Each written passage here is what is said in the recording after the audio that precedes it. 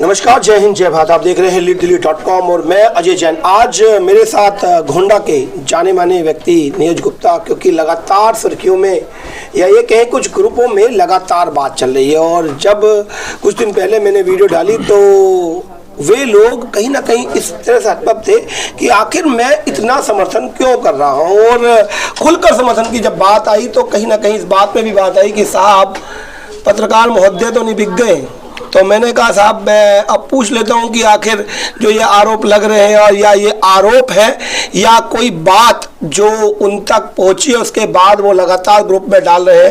तो मेरे साथ नीरज गुप्ता जी, सबसे पहले आप बात करता हूं कि सर आरोप बहुत बड़ा है और रकम इतनी बड़ी है कि शायद मैं लिखूंगा तो मेरे को ये नहीं पता लगेगा कितनी जीरो लगानी है।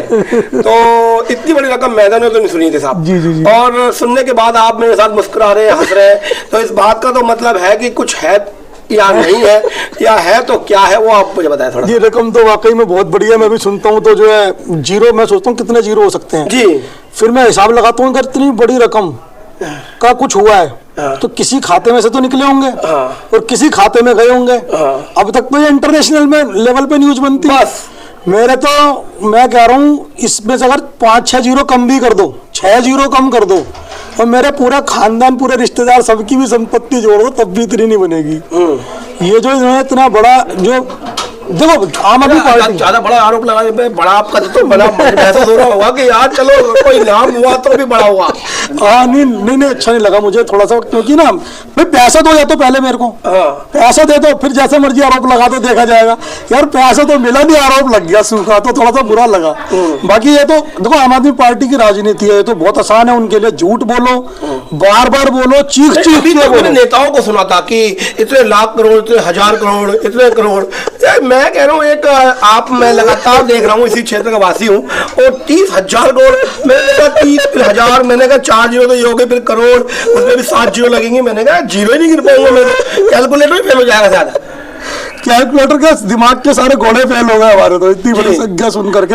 ये असल में उन्होंने कैलकुलेट कैसे की? मैं आपके कैलकुलेशन पूछूं तो कैलकुलेट को कि आप खुद कह रहे हैं कि 3-4 कागज बनाए गए। मैं आपको बता रहा हूँ, उनके सपने में शाहजहां आए थे, बुजुर्गवार जो है बिष्ट साहब हमारे, उनके सपने में शाहजहां आए।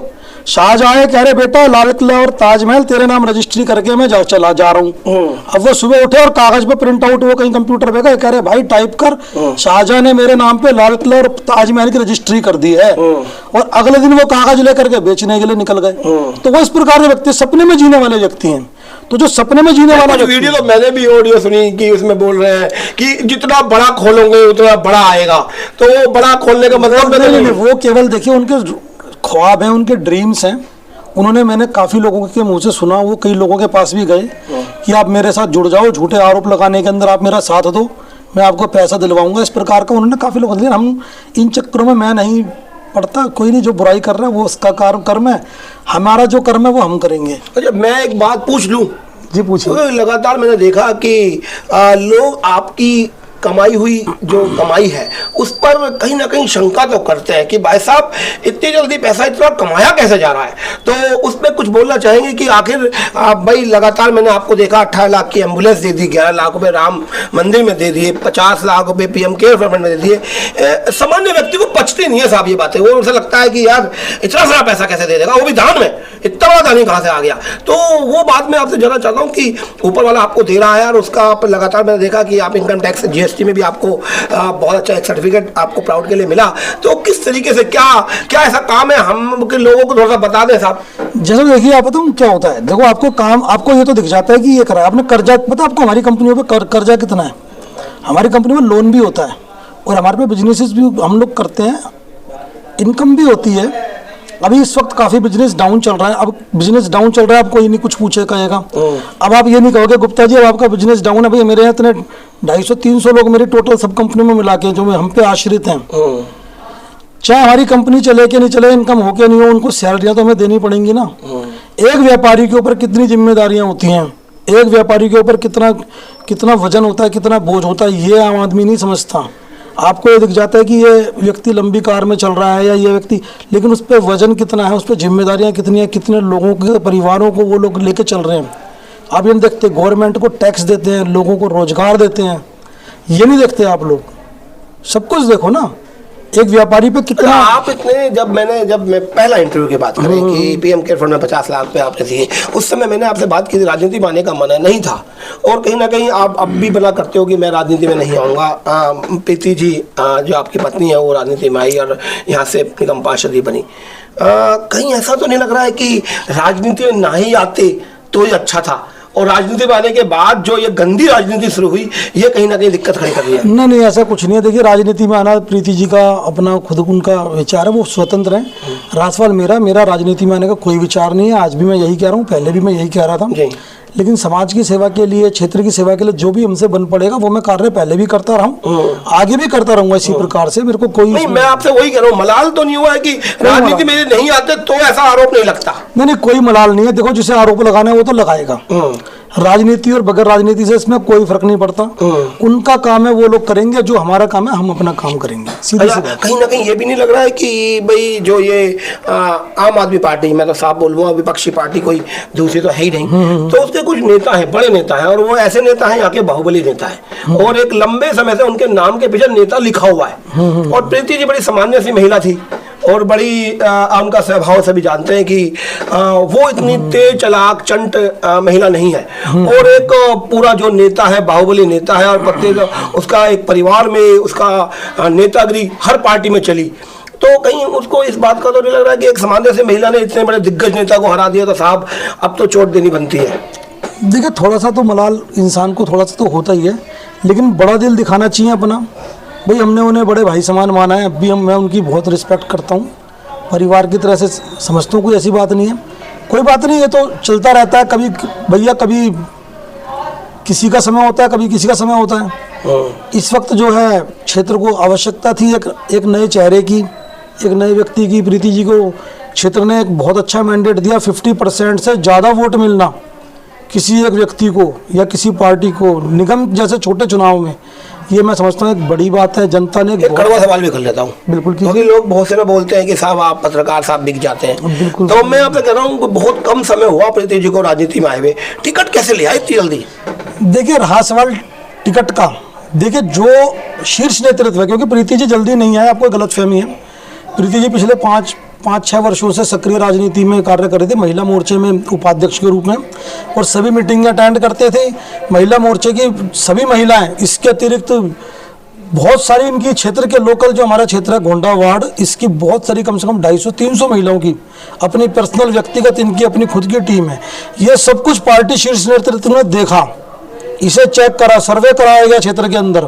उसके बाद में पार्टी शीर्ष नेतृत्व को लगा कि हाँ भाई, ये ही केवल इस क्षेत्र में सीट निकाल सकते हैं, क्योंकि खाली चुनाव लड़ना कार्य नहीं था पार्टी का। पार्टी देखती है कौन व्यक्ति है जो जीत सकता है, और जीतने के बाद में कार्य भी कर सकता है। सारा निचोड़ निकालने के बाद पार्टी शीर्ष नेतृत्व ने हमें जिम्मेदारी दी, हमें बुलाया गया, वहाँ जिम्मेदारी दी कि नहीं जी आपको चुनाव लड़ना है। बल्कि एक बार को मैं थोड़ा सा इस पक्ष में नहीं था, लेकिन फिर भी मुझे लगा नहीं, अगर शीर्ष नेतृत्व हमें अगर इस चीज़ के लिए हमें समझ रहा है तो हमें इस कार्य को करना पड़ेगा, हमें चुनाव लड़ना पड़ेगा। दो बात आ रही है, एक तरफ आप अपने आप को व्यापारी और एक तरफ दूसरी बात नेताजी, दोनों शब्द ना दोनों मैच नहीं करते। आपने कहा मैं एक दिग्गज, एक अच्छा व्यापारी भी हूँ और लगातार व्यापार देख भी रहा हूँ, और व्यापार में लगातार आप तरक्की करें। राजनीति में आने का क्या कारण हुआ? जरूरत ही नहीं थी, आप समाज सेवा तो वैसे भी कर रहे थे। नहीं, देखिए, मेरे को राजनीति में कोई ऐसा इंटरेस्ट नहीं है, पहले भी नहीं था, आज भी नहीं है।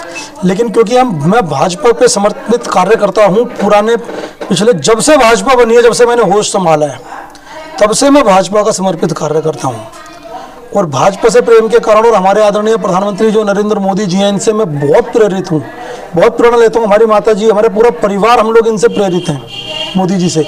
और जो भाजपा के सिद्धांत हैं, ये क्योंकि देश के प्रति समर्पित सिद्धांत है, कभी भाजपा कोई ऐसा कार्य नहीं कर सकती जो देश के विपरीत हो या जिससे देश को नुकसान हो। इन सब चीज़ों को देखते हुए, क्योंकि मैं भाजपा से समर्पित हूँ, और भाजपा शीर्ष नेतृत्व अगर हमें कोई जिम्मेदारी दे रहा है तो उसको निभाना हमारा कर्तव्य बनता है। इस चीज़ को लेते, और हम नेता पहले भी नहीं थे, नेता आज नहीं। व्यापारी और नेता, मैंने इस बात के लिए बोला। देखिए, व्यापारी और नेता, ये देख तो क्या हो गया? अगर भाई साहब, क्या नेता को अधिकार नहीं है व्यापार करने का? और मैं नेता थोड़ी, मेरी धर्मपत्नी नेता, उन्होंने सारी कंपनियों से रिजाइन कर दिया है। आज वो फ्री है बिल्कुल जी, आज वो बिल्कुल फ्री है। वो जैसे मर्जी क्षेत्र की सेवा, समाज की सेवा, जो भी कार्य करें, पूरी तरह से स्वतंत्र है। रहा सवाल मेरा भैया, अगर मान लो मैं भी वहाँ से रिजाइन कर दूंगा तो जो हमारे आश्रित इतने सारे हमारी कंपनियों में कर्मचारी हैं, इतना सारे लोग हैं, इतना स्टाफ है भैया, फिर उनके परिवारों का क्या होगा? जरा तो सोचो। इसलिए मैं राजनीति में नहीं आना चाह रहा हूँ मेरे को, क्योंकि मेरे पे बहुत सारे लोग आश्रित हैं, उन सब का जीवन यापन, उनके सबके परिवार वो सब हम पे आश्रित हैं। इस कारण मैंने मना करा है कि मैं राजनीति में नहीं आऊँगा। आरोप प्रत्यारोप और गंदी राजनीति लगातार देखने को मिलती है, और वो एक छोटा सा क्षेत्र घोंडा वार्ड में भी देखने को मिली। और जिस तरीके से मैं इस बात की तो पूरी तरह से पुष्टि करूंगा, क्योंकि यदि आप घोंडा वार्ड की गली गली या कहीं भी जाएंगे तो नीरज गुप्ता को एक समाज सेवी और एक दानी के रूप में जरूर पाएंगे। और जब भी मौका मिला, इस देश को जब भी मौका मिला, इन्होंने अपने खुले हाथों से देश की सेवा की है। क्योंकि जब वैश्विक महामारी कोरोना काल में पहला इंटरव्यू मैंने इनका लिया तो उस समय 50 लाख की धनराशि पीएम केयर फंड में देना इस सामान्य से परिवार के लिए मुझे भी कहीं ना कहीं हतप्रभ करा। और उसके बाद लगातार इनकी सेवा से समाज में देख रहे हैं। और इस समाज सेवा, या ये कहें, क्योंकि सेवा भी केवल ये नहीं कि बस उठाया और दे दिया, नहीं, जहाँ जरूरत लगी, क्योंकि भगत सिंह सेवा दल में 18 लाख की एम्बुलेंस का देना, और कोड़ी कॉलोनी में लगातार वहाँ के कोड़ियों की दवाई के द्वारा, खाने के द्वारा, या उनके जो भी जरूरत होती है उसके द्वारा लगातार सेवा भाव करना। और कहीं ना कहीं दुआ काम आती है, और वो दुआएं, वो पुण्य का अर्जन काम आया। और काम आने के बाद प्रीति जी को इस क्षेत्र में नेतृत्व करने का मौका मिला। और साथ के साथ जो आरोप लग रहे हैं वो आरोप किस तरीके से धुआं बनकर उड़ गए, क्योंकि ना तो कोर्ट ने उन आरोपों को स्वीकारा और ना ही समाज ने। और जिन्होंने इन आरोपों लगाने की कोशिश की उनको खुद की मुक्की खानी पड़ रही है, लगातार जनता देख रही है। मैं खुद क्योंकि एक लंबे समय से इसी क्षेत्र का वासी हूँ और लगातार देख रहा हूँ।